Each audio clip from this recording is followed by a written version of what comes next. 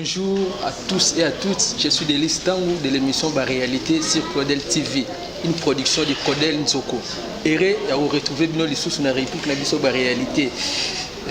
Tous les séances mingi parce que les commentaires na bino ba suggestion ainsi que ba conseil les autres la biso malamu mingi pour que sunga biso to kende na liboso de to ba pas quand on est seul on va vite mais quand on est deux on va plus loin. Thème na biso mokolo lelo to sur la responsabilité. Tu voyez la responsabilité zanini est responsable ce qui comment mon pour ça pour assigner la responsabilité devant moi je suis avec mon invité. Bonjour monsieur. Bonjour. Est-ce que vous pouvez se présenter pour Balandi Baye Boss Rosalie Nandi? Oui, nazo se présenter. Nga komonanga Dev, naza frère en Christ. Pour Dev Kila, diacre, l'église Assemblée des Élis, sauvé sur la croix de Golgotha.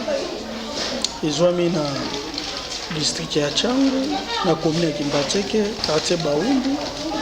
Avenue Zobia, numéro 69. Pour Kounande Naza, diacre de l'église. Donc, Kumbo, frère Dev Kila. Frère Dev Kila, Oza, oui, madame, une émission de réalité. Merci. En tout cas, sans plus tarder, question à Bisso et Liboso sur la responsabilité. Comment on peut définir la responsabilité? La responsabilité, c'est quoi? Et quand on parle de la responsabilité, on voit les mots, le non responsable. La responsabilité, c'est quoi? Et un responsable, c'est qui? Bon, déjà, nous l'avons déjà au début déjà tant mon oiseau, yoka déjà utiliser le mot responsabilité. Donc ça déjà mon oiseau en charge, moko songolo, ça garant. Il y a les camons moko songolo, ils ont assez de pouvoir. Donc il y a ça les colos d'ango. Donc il y a un des autres responsable. Donc c'est la responsabilité par rapport à l'action de la communauté. Mais c'est lui le responsable. Et il va incarner Tango. Parce que ça, le corps organigramme de la société. Il faut incarner, assumer tout le monde au niveau président de la République, il y a le gouvernement, donc il y a responsable, il y a tout le monde. C'est ça, nous poussons le. Disons, tout homme est appelé à être responsable, à une vie de responsabilité. Parlons de la responsabilité dans une vie d'une personne. Est-ce que Moutou a comme responsable Nathalie? Est-ce qu'il y a un moment approprié? Est-ce qu'il y a un âge, un certain moment où l'homme surtout le barbe, nous sommes le barque, a comme responsable sur Bandi Kobota? Est-ce qu'il y a conscience, ils ont conception à Moutou?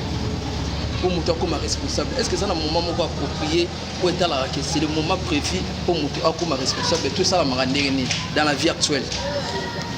Par rapport au l'enregistrement, on nous dit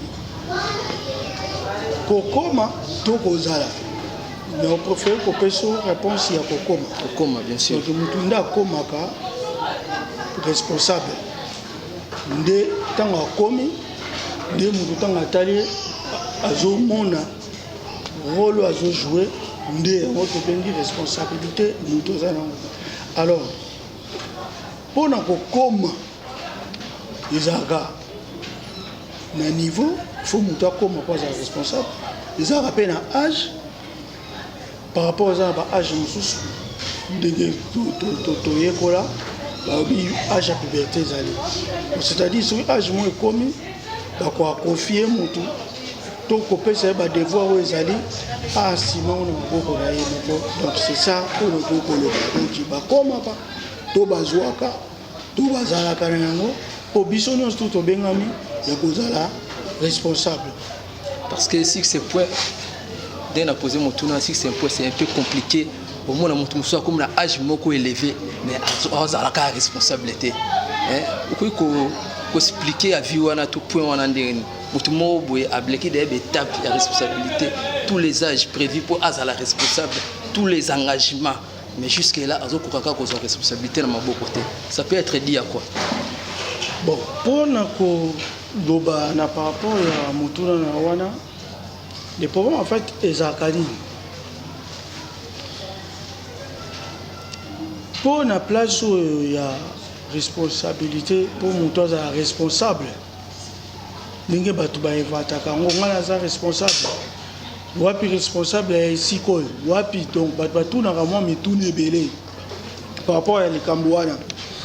Alors nde yango esaka moi passe parce que préparation nde ezalaka parce que même Nzambe ye moko Dieu lui-même abengi mutu nyonso na kozala responsable kobana na Adam biso nyonso tout kokita na sebo apesi biso nyonso tout ozala responsabilité yoko asibe. Alors eza na moment eyaka eza pe na moment oyo ezalaka mais soki na bato oyo bakokaka ko comprendre te baza bato déjà oyo tolobaka un azalaki déjà mal préparé PD amiyebi te kozala mutu déjà eza responsabilité mobimba parce que Nzambe to asali mokili to jardin d'Éden apesaki yango déjà na mutu azala responsable. Donc c'est ça, donc mutu nyonso aza responsable oyo nano communauté azosala erreur il faut azonga ayeba déjà que soki na comité liboso ezoya il est appelé à être responsable. En tout cas, par rapport à votre réponse, tout le monde est naturellement responsable. Les gens à un moment où ils sont en responsabilité, en tout cas, merci pour la réponse. Tout le monde a responsabilité où ils ont l'attribution, toute la tâche pour nous sommes la responsable dans une institution religieuse, nous sommes la responsable dans une Parlons d'abord sur le plan religieux, parce que frère Levki là, Aza, Mimo Babasel Nanzambe, vous avez fait l'église assemblée des élus, sauver c'est la voie de Golgotha. Et ça prouve directement que dans la assemblée des élus, vous avez un attachement au Songolo Pakala, où ils exercent comme responsabilité, où ils sont divines. Et comment entretenir une mission et où c'est pas Nzambe pour être responsable dans Moussala, il faut faire quoi? De vue, je sens que vous êtes responsable au salaire pour maintenir mission ou engagement aux responsable sur les plans de spiritualité. Bon, vous êtes déjà responsable, déjà pas responsable. Alors pour nous quoi ciber des responsabilités ou toujours cas. Premièrement, les académies. Moutounions tout a un rôle où ils ont joué dans cette moyen. Quel que soit au niveau de l'église, ou au niveau de la société, ou même dans Mboka. Moutounions tout, ce qui est déjà selon l'organigramme de la société. Donc, poste nous sommes déjà responsables. Alors, Moussala, on est pas s'améliorer. Né en auto détectaka, bon, tout mauvais. Parce que tant qu'on va assumer le rôle, il y a des responsables et ils ont accompagné déjà la mission de Moulouba. Et mission est parce que vous êtes responsable, ils ont garant déjà et donc ils ont assez à pouvoir. Il y a des gens qui ont fait ça, il y a des gens qui ont fait ça, na lolenge oyo batinde les liés lolengo ba confier. Alors on déplace ces problèmes de la carrière. De yango wana ko zala point on a kokoloba. Ce que elo nini et ça la réalité mutu moko songolo pakala par exemple tika on a domaine religieux mutu moko songolo pakala a vu appel à Nzambe. Azana kati église azo exécuter musala Nzambe pas au sala ngo mais en réalité aza responsabilité. Et là, on est ça la réussite que maintenant, malgré tout, Nzamba Bengaki, Nzamba Ponaki, alors c'est ce qu'il devait faire dans son église, dans sa maison de prière. Mais jusque-là, Azaka est responsable de Moussala Nzamba. Ça dit à quoi? Bon, le problème est que les gens qui ont par rapport à l'olenge batouamonera. Déjà, dans l'attribution, il y a des responsables. Et ça, il y a des responsables. En fonction déjà au moutoiseau assumé, nous sommes dans l'église. Vous avez déjà pasteur, vous avez déjà mon bâtiment bapate. Vous avez déjà la responsabilité au bapesio. Alors moutou a juger aux responsables, tous les responsables, tous les moutou on a pesio moussala. Il y a une moutou a la responsabilité on a pesio à coquille. moto akoki yango te. Mais tout le monde a passé l'ensemble de Moussou, mais c'est responsabilité. Mais bah bandimi o aya zo kamba bazo sentir que aza responsabilité na o azo sala. Et ça la marate. Oui, vous avez raison. Et ça la marate, mais un mot peut ça marate parce que ça va Moussou bazo réussir. Donc on peut ça exemple mot biblique. Tout peut exemple biblique. Chose aujourd'hui dans Matthieu 25. Matthieu chapitre 25 le verset 14 au bado kita. Au moins déjà on va mettre la mission sur le batalan. La parabole à Christ, azo mettre la mission sur le batalan. Batu mon consumo azaki na ba sali na ye alinga déplacer abengi bango et a confier bango responsabilité moko boy songolo mo va pese 5 mususu a pese mi balé mususu moko il y a qui après akoya. Alors il y a on a vraiment ça beaucoup il y a cause à la responsable parce que tant chose quoi assumer.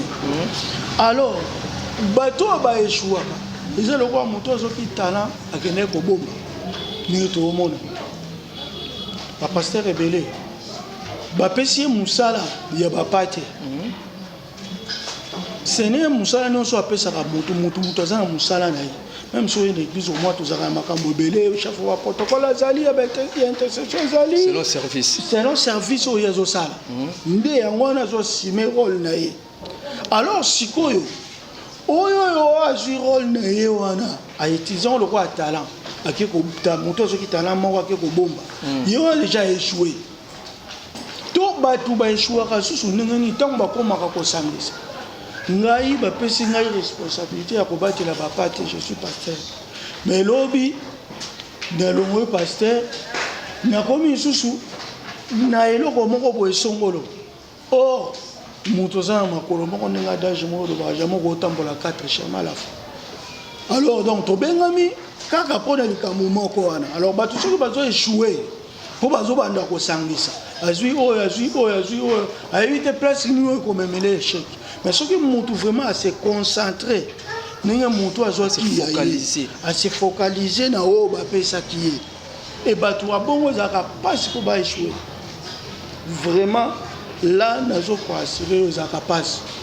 Mais kotaka soki moto bandi ko sangisa pe mususu yaka na lolenge ya mutu soki neti moto soki tala moko babi yake ko bomba donc azo yake ko bomba mutu aza déjà ne loko mo songolo apesi alingi na été avancer asuki si on kaka na même niveau et mutu bongo azala irresponsable nde yango wana moni ba cause zo yaka mo ba problème.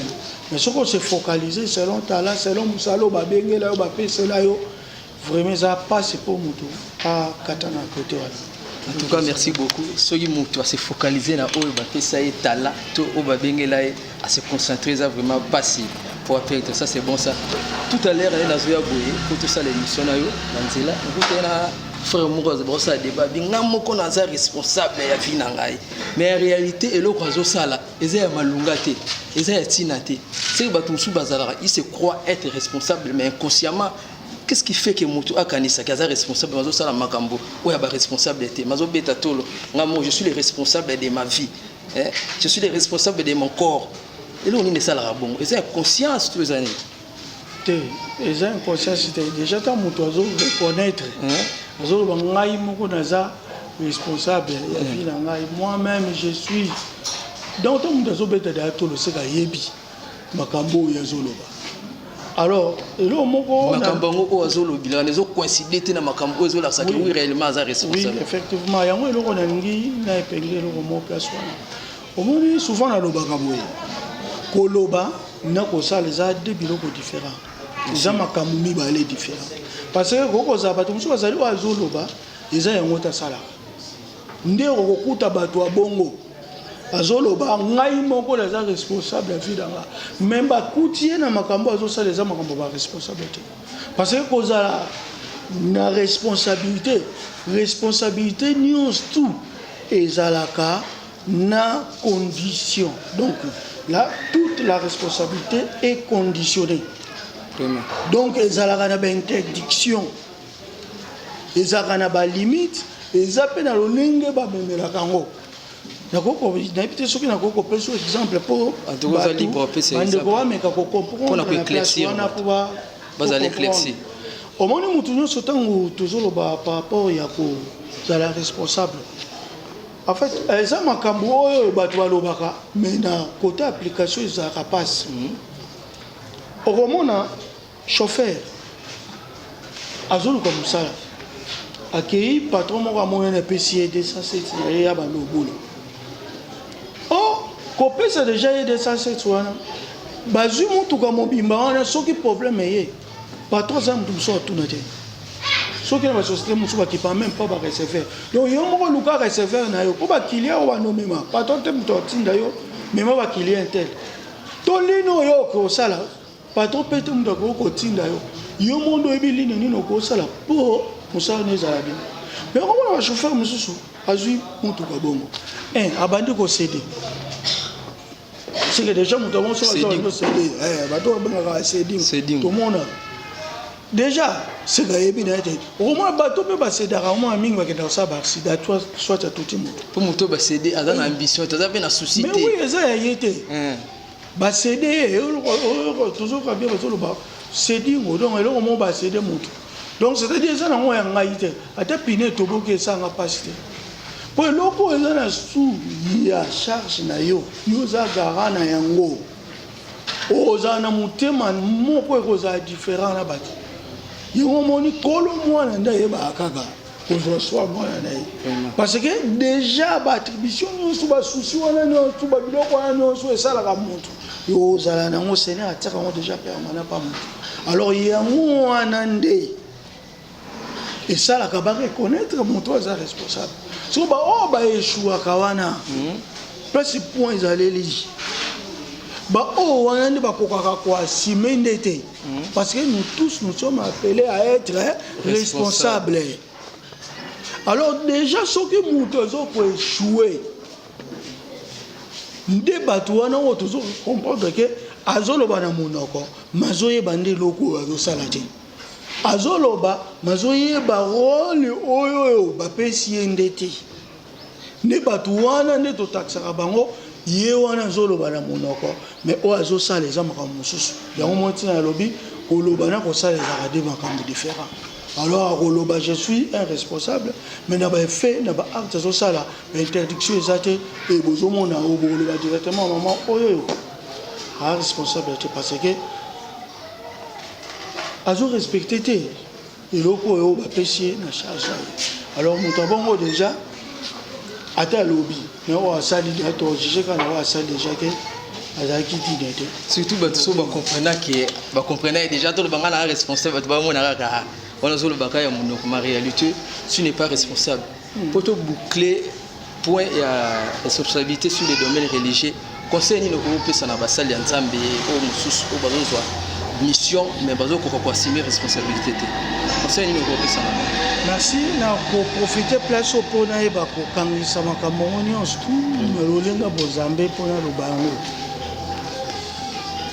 bato nyonso bozolanda biso libota nyonso bozolanda biso na moment oyo eloko na ko koyebisa biso eza point oyo bato ebele ba échoué parce que Zambé avant asala mokile il a tout déjà préparé et azui mutu apesi kaka asime rôle ya kogérer kozala garant abaki ni place au problème ezala surtout na basala ya Zambé qui voit même Christ ye moko azoloba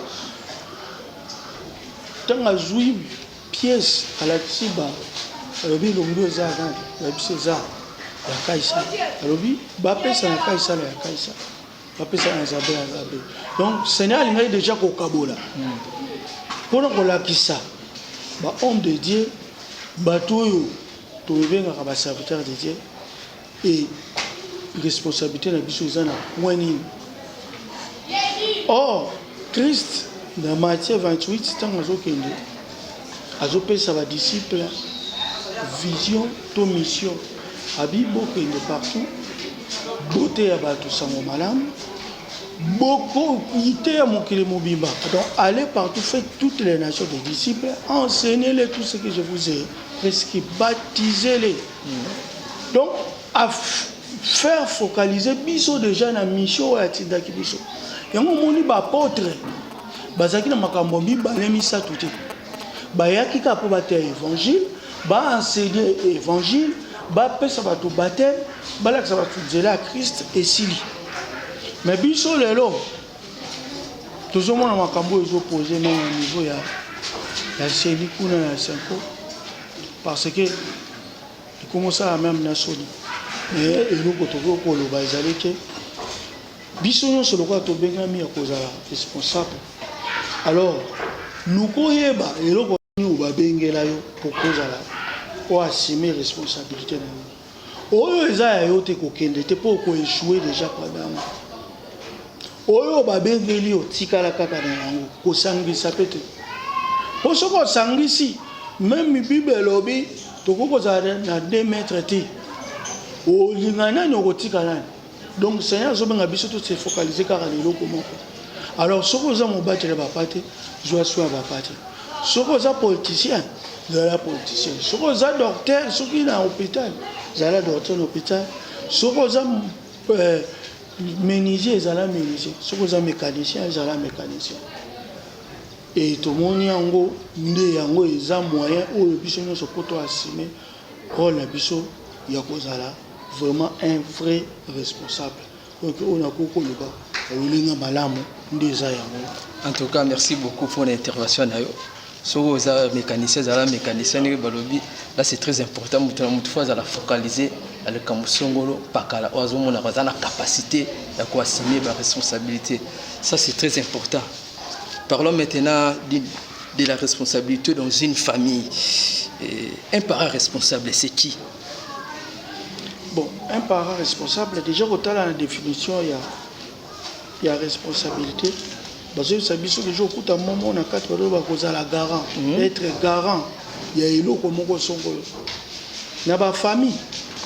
Déjà, mariage est une institution divine. Seigneur Moutabon Sango Outa na Eden. Alors, tant que ça là, à ça peut être aide ça par rapport à ma camoufle sur le là pour ba me mayango malama. Alors, on a ma famille pesa bongo.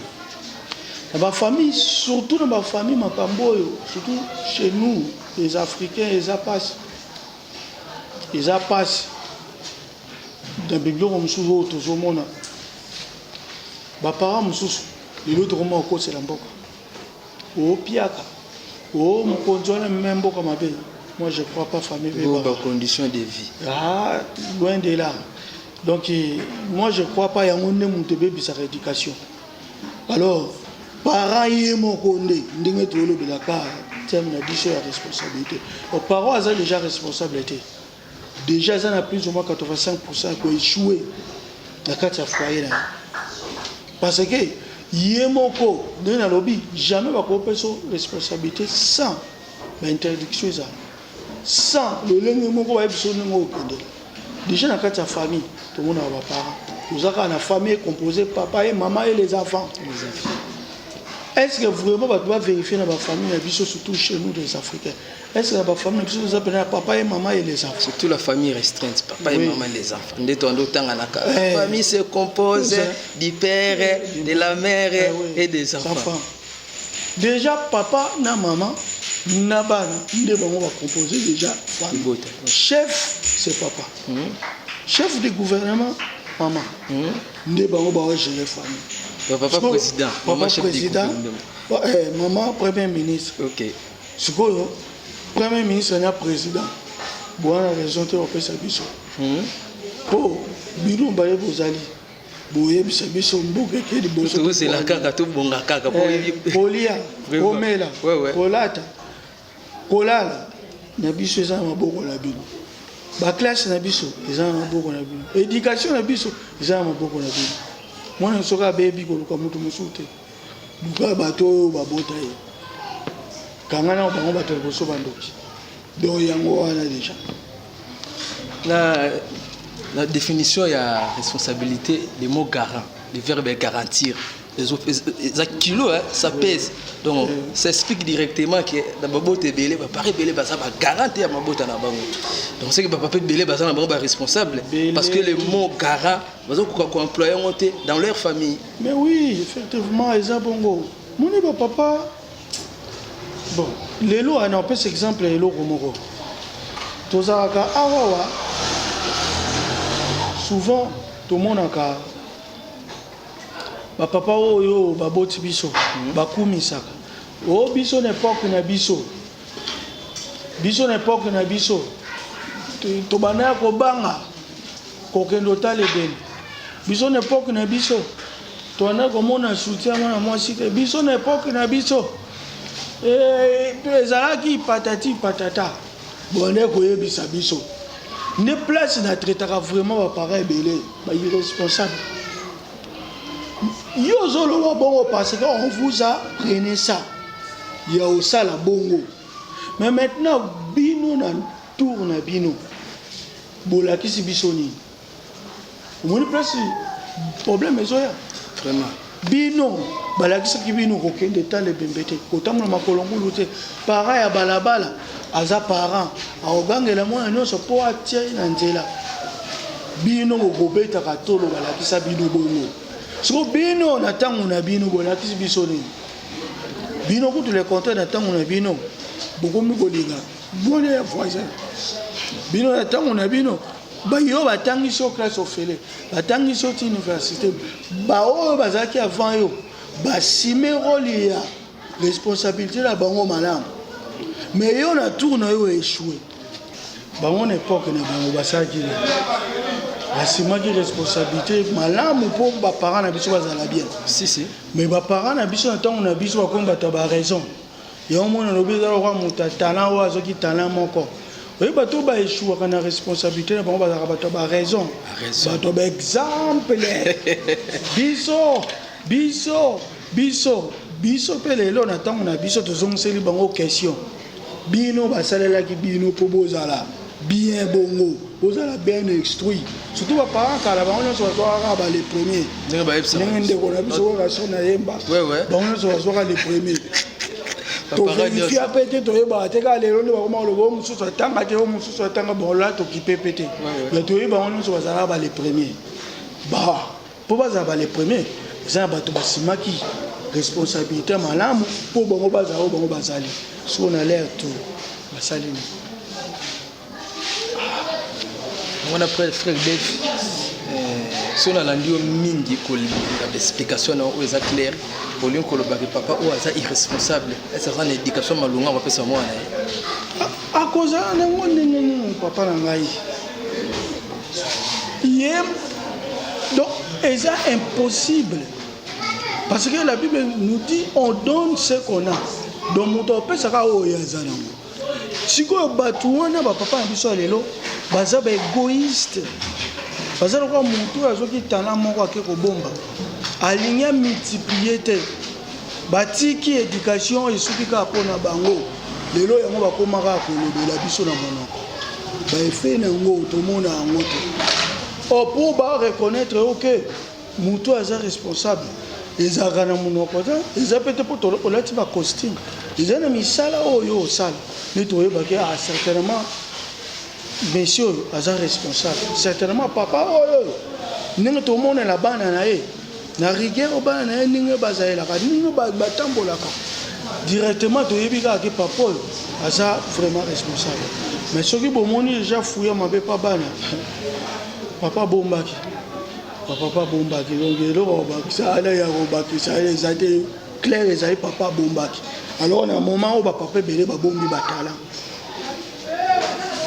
bakomopesa ngo na gouvernement o nzala yango bana bayoka te nzala ngo tokufa pe te biloko ngo ezalaka kaka bapondo ngo balia yango biso tolia neni bango na bapondo bazali na éducation biso kaka bapondo bango balesa biso éducation ça nakende donc c'est ça on a ngana tuna sumu tuna mo poto tirer mystère et dans le mystère nous avons un papa tout à fait irresponsable connu de tous bah tout bah dit que Aza irresponsable mais au moins que bana naie parmi ses enfants on a bon moko Aza sur la bonne voie Aza bien éduqué Aza instruit assemblé là Aza man a toutes les qualités où ils sont ça là que moi na au ba côté moi na mo ya malamu phénomène ngo ya la nini mais so zongi na côté parent na yo mona que un papa irresponsable les aku tuna rapport tena éducation au vrai cause et papa na phénomène wana za la nini.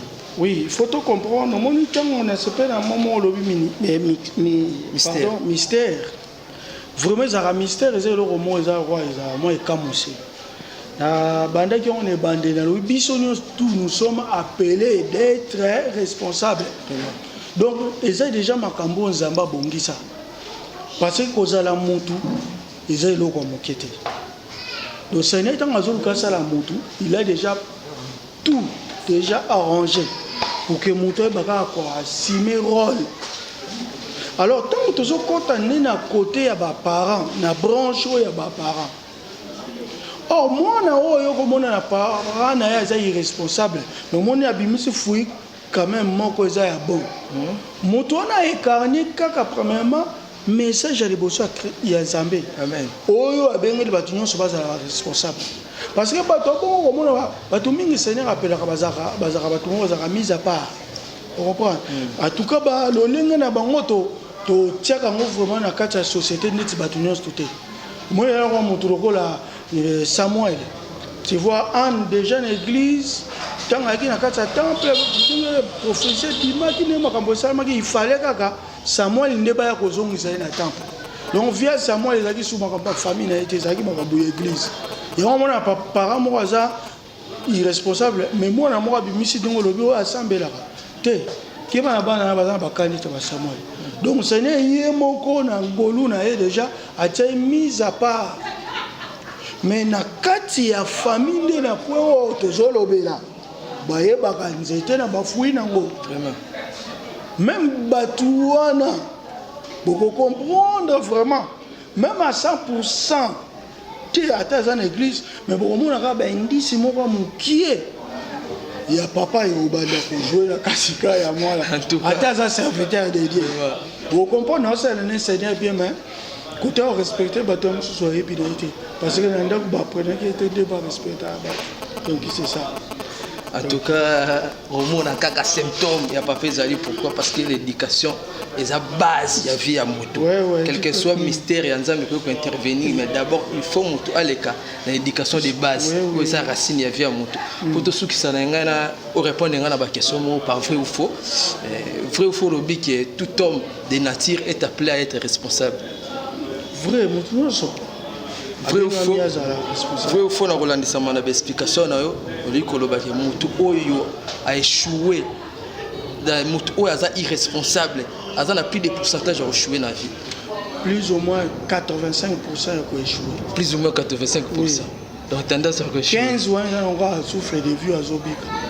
En tout cas ça n'est fini pour aujourd'hui. Frère Def, na évité dernier message na yo ezanini par rapport au thème au tolobeli lelo la responsabilité. Oui, merci papa Anga Delis.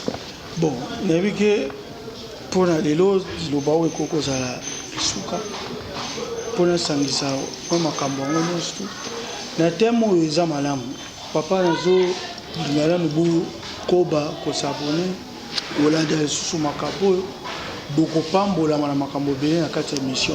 Amen. Beaucoup bénéficier makambo belé parce que na ko fongo la révélation moko. Deuxième maison, est la plus grande que la première au Salam. Vraiment. Parce que réveil est acquis. Mais deuxième réveil encore est l'Ingoya. Parce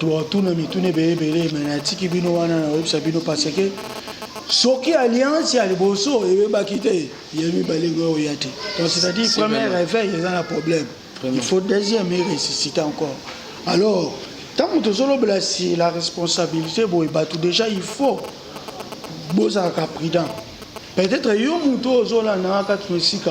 tu poses un appel, Seigneur. Vous avez déjà 7000.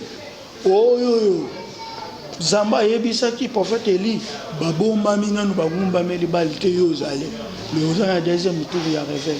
Alors, il y a déjà un responsable. Responsable. Batela ngomu tout na ba feste zolata to na bilambo zolata mais to pesi so respect ya ba responsable na misala oyo sali na moki ni to reconnaître que vraiment monsieur azaki responsable bona ba jara misalo asali ils ont prouvé certainement azaki responsable donc yango wana biso nous to bengam tous ba responsable alors veillez quelque soit la bisika no so kuta mais se focaliser eloko babenga yo pour assumer rôle yango bien. Donc oyo nakoka kozala nango yango wana tika Seigneur Jésus-Christ ayebala kopambola biso nyonso. Amen. Seigneur Jésus, ayebala kopambola biso wana eza suyi na biso de tous les jours. Ça n'est fini pour aujourd'hui. Ça a été un plaisir pour moi et Rosanna Bino ensemble dans la émission Réalité, une production de Claudel Nzoko sur Claudel TV. En tout cas, vous s'abonner massivement, vos commentaires, vos suggestions, vos conseils, ils sont toujours les bienvenus. Ciao, à la prochaine.